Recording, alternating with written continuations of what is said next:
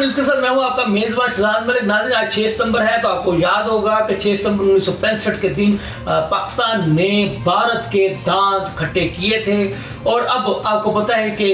کچھ ہفتے پہلے یعنی 10 مئی کو بھی پاکستان نے بھارت کو وہ عبرتناک شکست دی کہ جس کی آوازیں ابھی تک گونج رہی ہیں۔ 6 ستمبر آپ کو پتہ ہے کہ اس دن بھی اس وقت کے ہمارے پاک افواج کے جو ہیروز تھے انہوں نے بھارت کے ساتھ وہ سلوک کیا کہ اس بھارت کو اس وقت بھی نانی یاد آ گئی تھی، اور اب جو 10 مئی کو بھی ہمارے شہیدوں نے بھارت کے ساتھ جو سلوک کیا تو ان کو نانی نانا اور پتہ نہیں کون کون سے لوگ جو ہے اکٹھے یاد آ گئے تھے۔ تو الحمدللہ پاکستان کا جو دفاع جو ہے وہ ناقابل تذکیر ہے۔ پاکستان نے 6 ستمبر 1965 کا دن ہو یا 10 مئی 2025 کا سال ہو، ہمیشہ اور ہر وقت ہی پاکستانی افواج نے بھارت کے دانت کھٹے کیے ہیں۔ اس وقت کے ماضی کے بھارت کے حکمران ہوں یا آج کا اپنا جو بھارت کا نریندر مودی ہو، تو بھارت کے جتنے بھی ماضی کے حکمران آئے ہوں یا موجودہ حکمران آئے ہوں، پاکستانی فوج نے الحمدللہ اللہ تعالیٰ کے فضل و کرم سے ہمیشہ بھارتی حکمرانوں کو مدعا کر کے رکھ دیا، ان کو الٹا پلٹا کے رکھ دیا ہے۔ تو آج یہی وجہ ہے کہ جب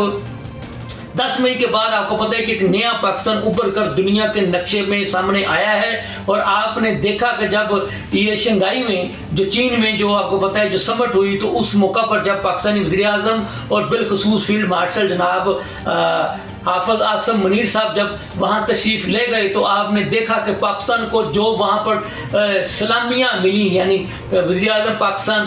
شہباز شریف صاحب کو اور جناب field marshal general Asim Munir صاحب کو جو سیلوٹ لگے دنیا بھر کے رہنماؤں کی جانب سے، تو اس سے پاکستان کا سر مزید جو ہے وہ فخر سے بلند ہو گیا ہے۔ پاکستان زندہ باد، ہمیشہ زندہ باد۔ پاکستان نے ثابت کیا کہ وہ حجم میں انڈیا سے کہیں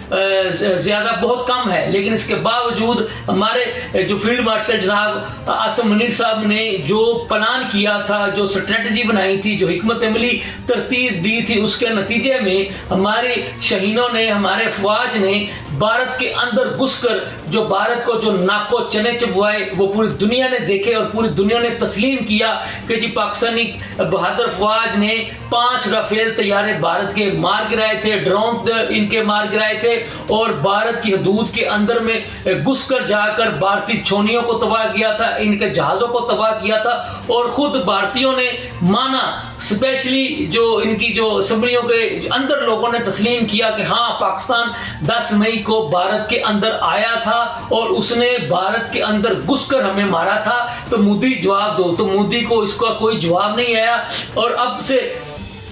تک جو ڈونلڈ ٹرمپ صاحب ہے وہ 12 مرتبہ کہہ چکے ہیں کہ مودی نے میری منتیں کی تھی اور مجھے کہا تھا کہ میری پاکستان سے جان چھڑاؤ وگرنہ پاکستان تو مجھے لے دے جائے گا۔ تو آپ کو یاد ہوگا پاکستانی پائلٹ نے، شاہین نے یہ کہا تھا کہ اگر مجھے میری سینئرز کا حکم نہ آتا تو میں نے دلی جو نام کا جو شہر تھا جو بھارت کا، اس کو نقشے سے ہی مٹا دینا تھا۔ یعنی کہ اس قدر ہمارے جوان جو ہے وہ پرعزم تھے، ان کے حوصلے اس قدر جوان تھے وہ، اور اس قدر وہ تیاری کے ساتھ وہاں گئے تھے کہ ان کو اگر ہمارے پاکستانی سینئرز کی جانب سے واپس آنے کا حکم نہ ملتا تو شاید یہ پورے بھارت کو اللہ تعالیٰ کے فضل و کرم سے مٹا کر آتے۔ تو بھارتیوں اور بالخصوص مودی عرف مودا جی آپ کو یہ بتا دینا چاہتے ہیں کہ سمجھ جاؤ، سدھر جاؤ۔ 6 ستمبر 1965 کے دن بھی تمہیں جو ہے وہ ناکو چنے چبوائے تھے، اور آج 10 مئی کو بھی تمہیں جو ہے ناکو چنے چبوائے تھے، اور اگر تم نے مستقبل قریب میں بھی پاکستان کے ساتھ پنگا لینے کی کوشش کی تو تمہیں تمہاری گاؤں ماتا کی ٹانگوں میں گھسیڑ دیں گے، اور تمہاری گاؤں ماتا کو تمہارے اوپر چڑھا دیں گے، اور پھر وہ جو تمہاری گاؤں ماتا تمہارا جو حشر کرے گی وہ تم خود ہی یاد رکھو گے۔ تو میں امید کرتا ہوں کہ مودی جو ہے وہ اپنی غلطیوں سے سبق سیکھتا ہوا آئندہ پاکستان سے پنگا نہیں لے گا، اور پاکستان کو آج جو اللہ تعالیٰ کے فضل و کرم سے جو دنیا بھر میں جو ملی ہے کامیابی، اور جو آسمانوں کا جو ہے وہ بادشاہ قرار دیا ہے، اس سے سبق سیکھتے ہوئے بھارت کبھی بھی پاکستان سے پنگا لینے کی جرات نہیں کرے گا۔ اس کے ساتھ ہی مجھے اجازت دیجیے، اللہ حافظ۔